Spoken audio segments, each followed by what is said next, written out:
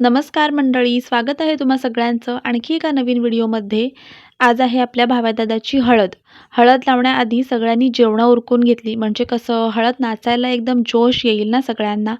आमच्या कोकणात नवऱ्या मुलाला किंवा नवरी मुलीला हळद चढवण्याआधी दारात उभ्या असलेल्या मुहूर्तमेढीचं औक्षण केलं जातं. आमच्या सुगी काकीने ते औक्षण केलं आणि मग प्रत्येकाने आळीपाळीने जसं जमेल तसं भाव्यादादाची रंगरंगोटी सुरू केली.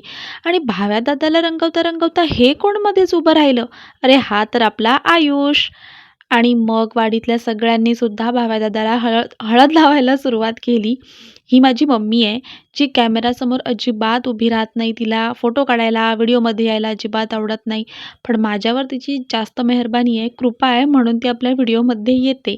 इथे फोटोग्राफर तिला सांगत होते, की "काकी इकडे बघा, मला फोटो काढायचा आहे." तर "काकी कुठची थांबते, झाला हळद लावून आणि निघाली."